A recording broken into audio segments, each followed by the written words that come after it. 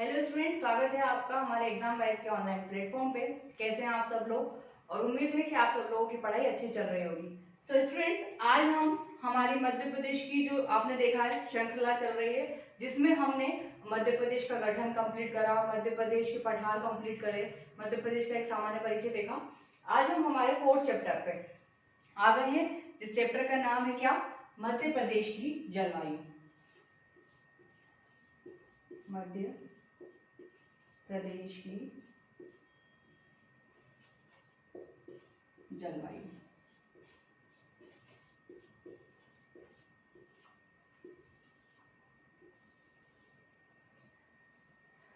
तो स्टूडेंट्स, मध्य प्रदेश की जलवायु पढ़ रहे हैं हम। हमारा ये 4th नंबर का चैप्टर है, ठीक है। तो आप लोगों को नोट्स अपने अच्छे से बनाते हुए चलना है। हो सकेगा, अगर हम हो पाएगा तो इसको आज ही कंप्लीट करेंगे। अगर मुझे लगता है कि वीडियो ज्यादा लंबा जा रहा है, क्योंकि आप लोग वीडियो देखने के अभी आदी नहीं है इतने, तो अगर वीडियो हमें लंबा लगेगा तो हम थोड़ा सा उसे शॉर्ट भी करेंगे, ठीक है। मैं एक बार चेक कर लूं कि आप लोगों को प्रॉपर दिख रहा है। चलिए, ठीक है, आप लोगों को ठीक दिख रहा है। आज हम शुरू कर रहे हैं मध्य प्रदेश की जलवायु। सबसे पहले स्टूडेंट्स, जलवायु क्या होती है? जलवायु क्या होती है हमें देखना है। जलवायु किसी भी क्षेत्र विशेष में जो वायुमंडलीय दशाएं रहती हैं, उनके दीर्घकालीन औसत को क्या कहते हैं? जलवायु कहते हैं। अभी आपको मेरे ये शब्द समझ में नहीं आ रहे होंगे, ये डेफिनेशन है, मैं आपको बिल्कुल इसको इजी करके बताऊंगी, पर आप लिख लीजिए। किसी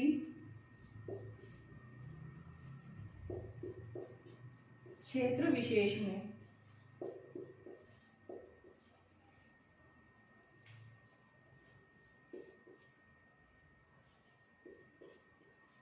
दीर्घकालीन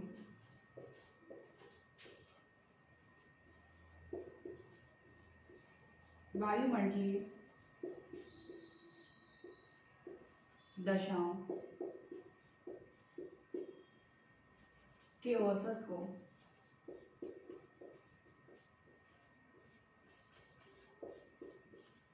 जलवायु कहते हैं।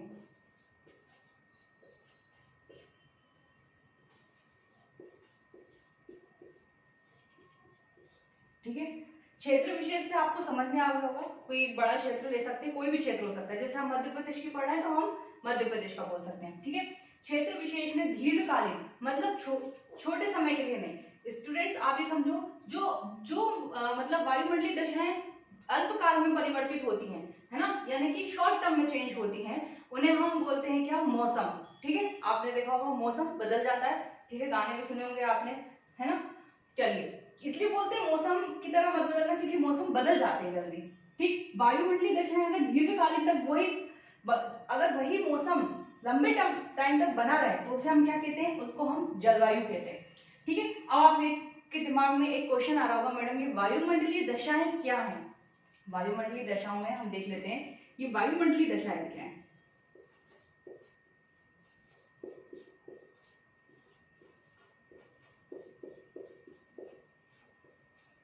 वायुमंडलीय दशाओं में आप देखेंगे ताप, दाब, आर्द्रता व वायु की गति या फिर हवा की गति।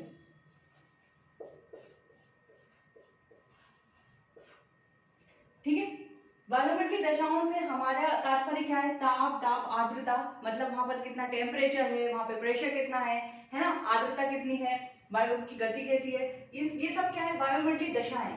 ठीक है स्टूडेंट्स, अब मैंने यहाँ पे मौसम का आपको बता दूं कि मौसम और जलवायु में क्या अंतर होता है। यदि हम मौसम की बात करें,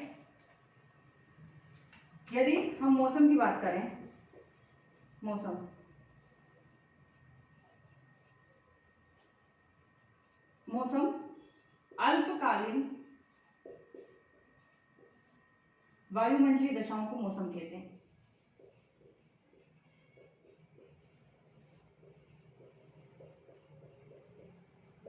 मतलब वो वायुमंडलीय दशाएं जो शॉर्ट टर्म के लिए रहती है, यानी कि कम टाइम के लिए रहती हैं, अल्पकालीन वायुमंडलीय दशाओं को हम क्या कह रहे हैं? मौसम कह रहे हैं। और हम अगर इसकी डेफिनेशन आप दूसरे तरीके से बनाना चाहें स्टूडेंट्स, एक बार समझने वाली बात है, ये जो ताप दाब आर्द्रता हमें कैसे लंबे समय के लिए एक जैसी मिल रही है, वहां पर वो क्या बन जाएगी, वो क्षेत्र की जलवायु।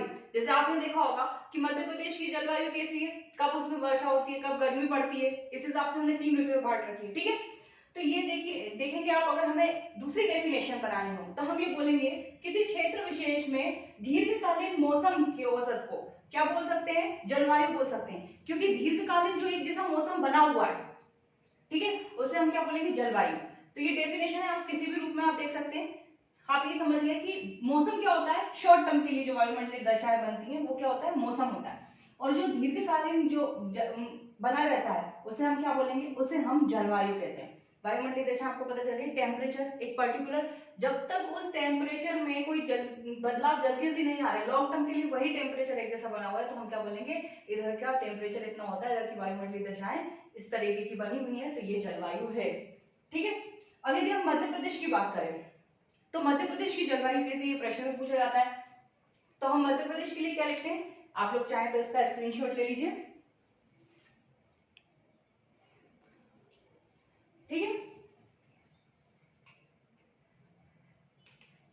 कभी कभी क्या होता है, यहां मैं लिखती सीधा हूं, वहां पर मोबाइल में वो पता नहीं क्यों तिरछा सा दिखता है और मुझे यहां से सीधा दिखता है, ऐसा हो जाता है कभी कभार। चलिए, अब यदि हम मध्य प्रदेश की बात कर रहे हैं स्टूडेंट्स, आपने एक क्वेश्चन देखा होगा बहुत सी जगह कि मध्य प्रदेश की जलवायु कैसी है, तो हम मध्य प्रदेश की बोलते हैं, हमारे मध्य प्रदेश की जलवायु क्या है, उष्णकटिबंधीय मानसूनी। मध्य प्रदेश की जलवायु कैसे बोलते हैं, मध्य प्रदेश की जलवायु यदि आपसे पूछी जाए तो हम बताएंगे मध्य प्रदेश की जलवायु कैसी है, उष्ण कटिबंधीय मानसूनी।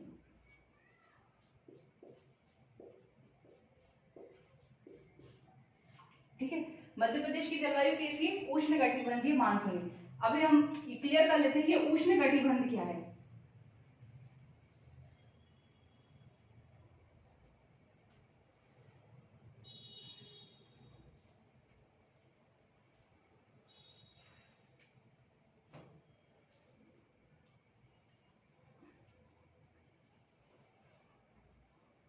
देखिए, मैंने आपको पहली क्लास में याद करिए, ये पृथ्वी पे रेखाएं बना के बताई थी मैंने आपको पहली क्लास में, जब मैंने आपको कर्क रेखा के बारे में और हमारे मध्य प्रदेश की स्थिति के अक्षांशीय विस्तार के बारे में मैंने आपको बताया था। ठीक है, एक मिनट रुकिएगा।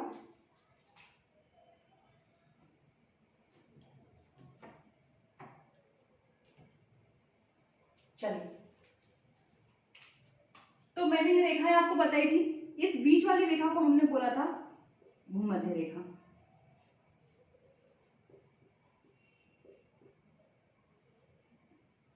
Zero degree. ऊपर वाली रेखा को हमने बोला था कर्क रेखा,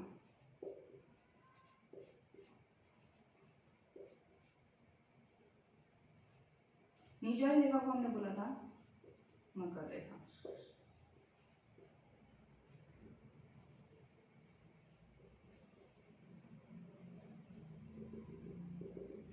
एक हम यहाँ पे और बना लेते हैं, जैसे हम बोलते हैं 66.5 डिग्री उत्तर में, नॉर्थ में, और 66.5 डिग्री साउथ में। ठीक है, ये पृथ्वी की कुछ इस तरीके की स्थिति है।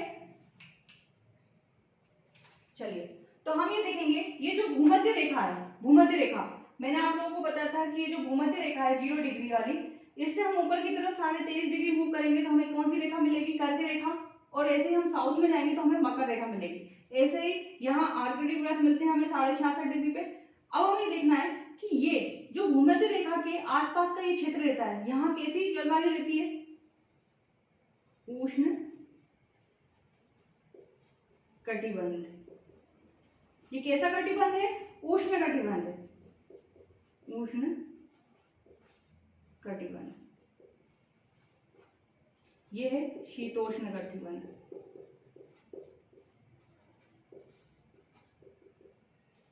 ऐसे आप नीचे की तरफ देखेंगे, ये क्या है, शीतोष्ण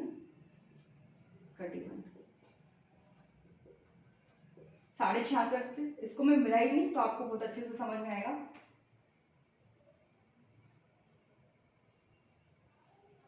ठीक है, अब इसको क्या बोलेंगे हम, शीत कटिबंध, शीत कटिबंध।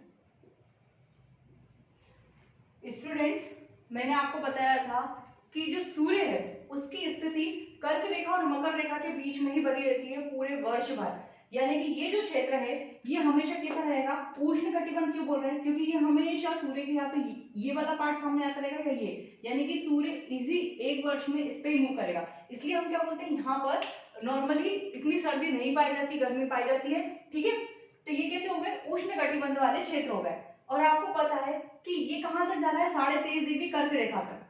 उसके बाद तो क्या आ जाएगा, शीतोष्ण कटिबंध। यदि मैं आपको बताऊं कि हमने हमारे देश भारत का देखा था कि भारत 8 डिग्री 4 मिनट से शुरू होकर 37 डिग्री 6 मिनट तक जाता था। 8 डिग्री 4 मिनट से शुरू होकर, यानी कि कुछ यहां से शुरू होकर ऊपर तक जाता था भारत। ठीक है, भारत का अक्षांशीय विस्तार हमने देखा था, और मध्य प्रदेश का भी देखा था 21 से 26 30 तक। 21 डिग्री 6 मिनट उत्तरी अक्षांश से 26 डिग्री 6 मिनट 30 मिनट उत्तरी अक्षांश तक। ठीक है, तो यानी कि 26 तक हमारा कौन सा जा रहा है, मध्य प्रदेश, यहां तक जा रहा होगा। तो आपको ये लगना चाहिए कि मैडम हमारा तो मध्य प्रदेश कर्क रेखा के नीचे यानी कि उष्ण कटिबंध में भी है और शीतोष्ण कटिबंध में भी है। फिर आपने मध्य प्रदेश की जलवायु को उष्ण कटिबंधीय मानसूनी जलवायु क्यों बोला है। ठीक है, देखिए मानसूनी शब्द इसमें जोड़ा गया, उसको हम बाद में देखेंगे। उष्ण कटिबंधीय का मतलब अभी हम देख रहे हैं। तो मैं आपको बता दूं, यहाँ पे मैं भारत बना के बता रही हूँ आपको।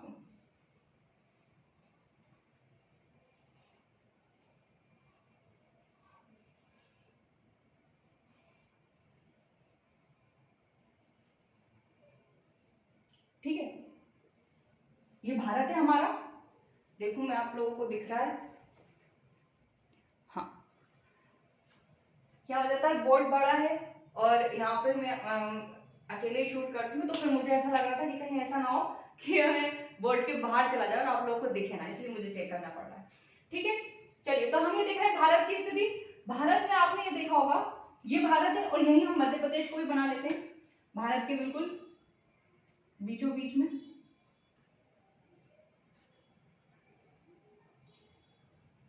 देखिए स्टूडेंट्स, मैप बनाना बहुत आसान है, आपने देखा होगा मैंने अक्सर ही मैप आपके सामने ही बनाया, क्योंकि इसकी मैंने लगातार, ऐसा नहीं है, प्रैक्टिस करते रहते हम एक दो बार से आ जाते हैं। कुछ पॉइंट्स रहते हैं, अगर वो हमें मैप में समझ में आने लगे तो हम बना लेते हैं। ठीक है, जैसे कि अभी जब पढ़ते पढ़ते ऐसा हो जाता है, पहले भारत का मैप बनाना अच्छा आ जाता है, धीरे धीरे हम एमपी का बनाने लगते हैं, अदर स्टेट का बनाने लगते हैं, वर्ल्ड का बनाने लगते हैं। ठीक है, आप जाके बोल सकते हैं कि जैसे कि आप धीरे धीरे करते करते अब मैप अच्छी ठीक ठाक बनने लगे, है ना। नहीं तो मुझे याद आता है एक बार, अभी आप लोग तो जुड़े नहीं है, लाइव में होते तो बच्चे बहुत कमेंट करते थे। एक बार मैंने एमपी का मैप भी बनाया था शायद ऑफलाइन में, तो तब भी मैं अच्छा बना लेती थी, पर बोर्ड पे इतनी प्रैक्टिस नहीं थी क्योंकि ऑफलाइन ज्यादा नहीं पढ़ाया था, फिर धीरे धीरे हो गई है तो अब बनने लगा है ना, तब ढंग से नहीं बन पाया था। चलिए, तो हम ये देख रहे थे कि भाई आप बोल रहे हैं कि उष्ण कटिबंधीय जलवायु है, उष्ण कटिबंधीय तो यहीं खत्म हो रहा है। फिर आपने देखा कि हमारा भारत भी ये 26 तक जा रहा है, ये 37 तक जा रहा है, लगभग बता रही हूँ, 26 30 लिख लीजिए, 37 लिख लीजिए।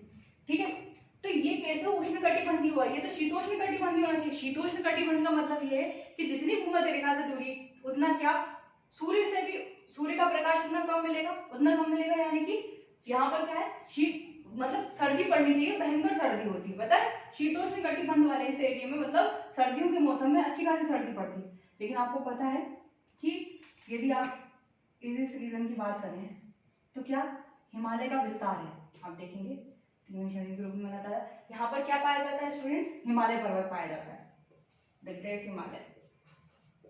और ये हिमालय जो उत्तर से आने वाली जो साइबेरियन पवने रहती है, जो ठंडी पवने रहती है, उनसे क्या करते हैं, हमारे देश भारत की रक्षा करता है। इसलिए पूरे भारत में लगभग कैसी जलवायु पाई जाती है, उष्ण कटिबंधीय। इसीलिए भारत के मध्य में स्थित है मध्य प्रदेश, इसलिए हम मध्य प्रदेश की जलवायु को भी क्या बोलेंगे, उष्ण कटिबंधीय जलवायु वाला क्षेत्र। क्योंकि ये हिमालय की उपस्थिति के कारण वो शीत पवनें हम तक नहीं पहुंच पा रही हैं हमारे उत्तर वाले भाग में, मतलब भारत के। इसीलिए हमारे जो भारत में वर्ष भर कैसा बना हुआ है मौसम, उष्णकटिबंधीय। ठीक है, तो जब हमारे भारत की जलवायु उष्णकटिबंधीय है तो मध्य प्रदेश की भी जलवायु उष्णकटिबंधीय। मानसूनी वर्ड इसलिए जोड़ा गया है क्योंकि स्टूडेंट्स यहाँ वर्षा कैसी होती है मानसून के कारण। मानसून एक अरबी भाषा के शब्द से बना हुआ है। आप देखेंगे मानसून शब्द इसलिए रखा गया क्योंकि यहाँ पर जो वर्षा हो रही है वो मानसूनी पवनों के द्वारा हो रही है। ये पवनें 6 महीनों में अपनी स्थिति परिवर्तित करती हैं। लेकिन अभी हमें इतना डीप नहीं जाना है। तो मध्य प्रदेश की जलवायु कैसी हो गई, उष्णकटिबंधीय मानसूनी। ये क्वेश्चन आप देखेंगे और जब भी इस क्वेश्चन के पीछे का कॉन्सेप्ट आपको याद आएगा तो आपको याद आ जाएगा कि हम क्यों बोल रहे हैं उष्णकटिबंधीय और मानसूनी क्यों बोल रहे हैं। ठीक है, आप लोग चाहें तो इसका स्क्रीनशॉट ले सकते हैं।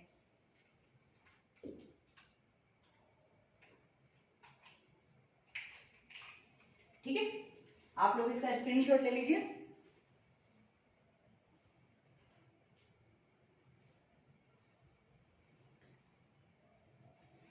अब हम आगे बढ़ते हैं। हमने ये देख लिया कि मध्य प्रदेश की जलवायु कैसी है और उसके पीछे का कारण क्या है। अब हम देखेंगे जलवायु को निर्धारण करने वाले तत्व कौन कौन से। स्टूडेंट्स अगर आप देखें, आप ज्योग्राफी पढ़ेंगे अगर, तो बहुत सारे फैक्ट आपको पता चलने लगेंगे, पर कुछ फैक्ट जो आप एमपी पढ़ते समय आप थोड़ा सा ध्यान रखें क्योंकि बेस बनता है इससे, है ना। जलवायु को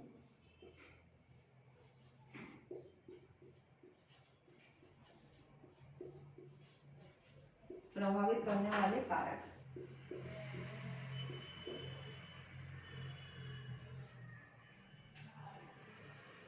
सबसे पहला समुद्र से दूरी। सिर्फ आपको पॉइंट पॉइंट लिखने ताकि आपको याद रहे।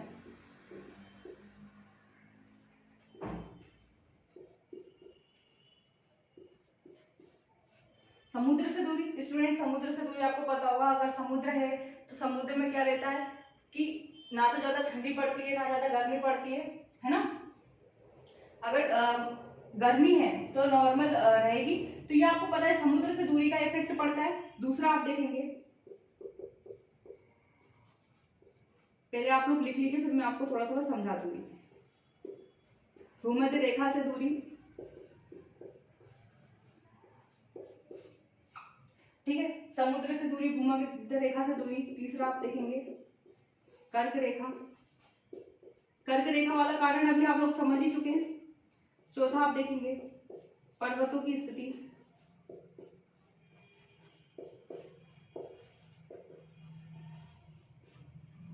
पांचवा अक्षांशीय विस्तार।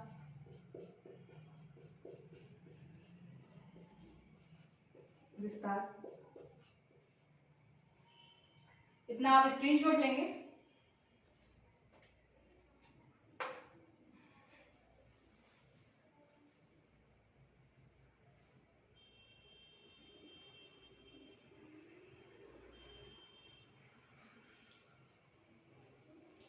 ठीक है, चलिए, तो इसका आपने स्क्रीनशॉट ले लिया होगा, लिख लिया होगा। इसको यहाँ पर इतना डीप समझने की जरूरत नहीं है, लेकिन फिर भी आपको पता है क्योंकि मेरी आदत है हर चीज के पीछे थोड़ा सा आपको डिटेल बताने की, जिससे आप लिंक कर सके। क्योंकि स्टूडेंट्स रटने वाली चीज आएगी, वहां हमने आपको रटाया भी है कि भाई संभाग के अंदर इतने जिले आते हैं तो आते हैं। तो मैं नहीं चाहती कि आप पूरा एमपी को ऐसा समझ लें कि इसको पूरा रटना ही पड़ेगा और लेके बैठा है एक मोटी सी किताब जिसमें आप लगा रहे हैं ऑब्जेक्टिव और रटते जा रहे हैं, ऐसा नहीं। हमें जलवायु को प्रभावित करने वाले कारक हैं, या आपको मैथ्स में भी कभी लिखना हो, है ना, तो आप अच्छे से इसको और भी पॉइंट्स हैं जैसे आप लिख सकते हैं समुद्र तल से ऊंचाई, है ना, और जो पवने वो जलधाराएं रहती हैं उनका इफेक्ट भी लिख सकते हैं। लेकिन अभी इतना काफी है। समुद्र से दूरी का मतलब तापांतर बढ़ जाता है स्टूडेंट्स। जैसे जहां समुद्र रहता है तो जल रहता है, और जल आपको पता है देरी से ठंडा होता है, देरी से गर्म होता है। तो दैनिक तापांतर में यानी कि तापमान में उतना अंतर, तापांतर बोलते हैं, उतना अंतर नहीं आता। लेकिन समुद्र से दूरी होगी तो तापांतर में अंतर आएगा, यानी कि वहां जहां समुद्र के पास है वहां इतनी सर्दी नहीं पड़ेगी। ठीक है, ये हो सकता है। दूसरा है भूमध्य रेखा से दूरी, उसका भी आपने देख लिया। भूमध्य रेखा से दूरी वाला मैंने आपको भी बता दिया। कर्क रेखा, पर्वतों की स्थिति, पर्वत स्थित होंगे तो बादलों को रोक के वर्षा कर आएंगे, है ना, वर्षा कराएंगे। और हिमालय वाला भी कारण आपने देख लिया, पर्वतों के कारण कैसे प्रभाव पड़ता है। अक्षांशीय विस्तार भी अभी आप समझ ही गए, जो मैंने आपको ब्लॉग पे बना के बताया। तो ये सारे कारण हैं जिसके कारण इफेक्ट होता है कि किसी क्षेत्र विशेष की जलवायु किस प्रकार की होने वाली है।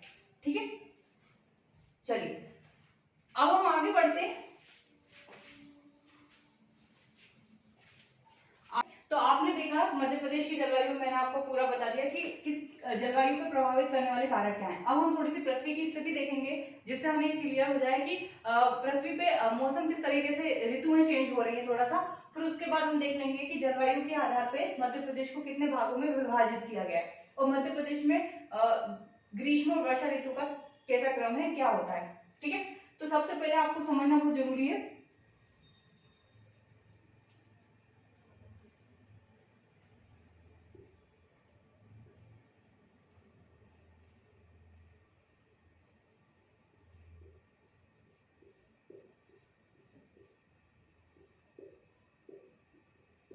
ठीक है, ये सूर्य है और आपको पता है सूर्य के चारों तरफ क्या पृथ्वी चक्कर लगाती है, कैसे, पश्चिम से पूर्व, पश्चिम से पूर्व। देखिए स्टूडेंट्स, एक होता है पृथ्वी अपने अक्ष पर घूर्णन करती है। जैसे कोई मान लीजिए ये कोई वस्तु है, अगर ये अपने अक्ष पर ऐसे घूम रही है तो इसे हम क्या बोलते हैं, घूर्णन। और यदि ये किसी और चीज की, जैसे मान लीजिए सूर्य है और ये सूर्य के चारों तरफ ऐसे परिक्रमा लगा रही है, जैसे हम मंदिर में लगाते हैं वैसे परिक्रमा लगा रही है, तो इसे क्या बोलेंगे, परिक्रमा।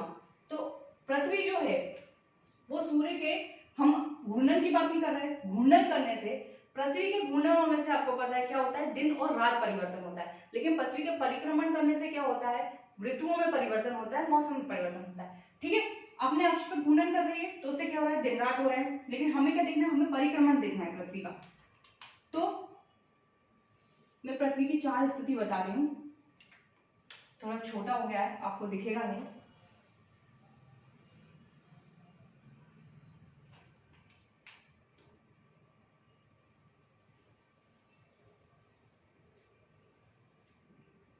ठीक है, चलिए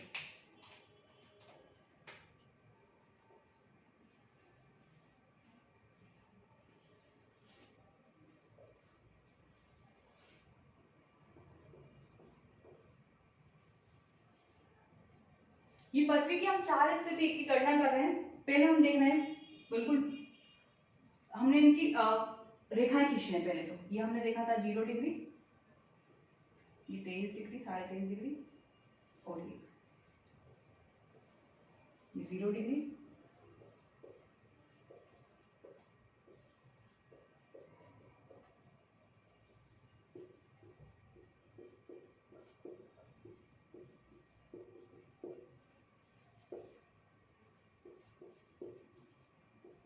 स्टूडेंट्स ये चीजें हम आपको इसलिए बता रहे हैं ताकि आपको क्या हो, समझ में आए चीजें, है ना। हम जलवायु को ऐसे ही पढ़ के नहीं छोड़ सकते हैं, है ना। कभी मान लीजिए कुछ ऐसा क्वेश्चन पूछे जो आपको ना बन पाए, है, फिर गलती हो। चलिए, तो ये है सूर्य। ठीक, सूर्य से आपने देखा ये पृथ्वी की मैंने 4 स्थिति बताई। एक स्थिति हम लिख लेते हैं,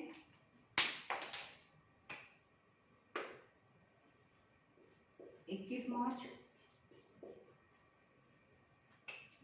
दूसरे कलर से लिखते हैं अच्छे से समझ में आएगा। 21 मार्च,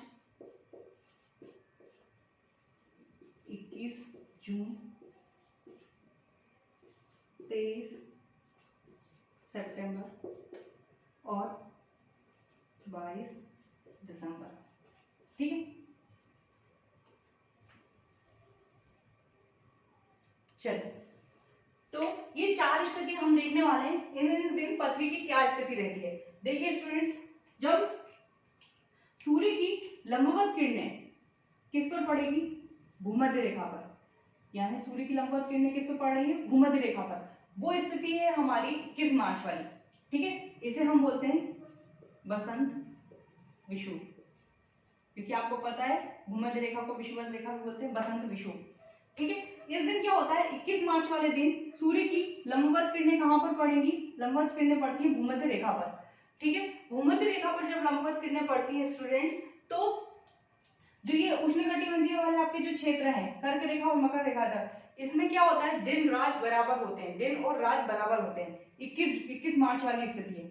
21 मार्च से सूर्य क्या होता है, उत्तरायण यानी कि उत्तर की तरफ जाना शुरू होता है। और यदि आप 21 जून की स्थिति देखेंगे, 21 जून की स्थिति देखेंगे तो सूर्य की किरणें किस पर, कर्क रेखा पर लंबवत पड़ रही है, कर्क रेखा। और आपको पता है कर्क रेखा हमारे भारत से होकर गुजरती है, मध्य प्रदेश के बीचों बीच से होकर गुजरती है, ठीक है।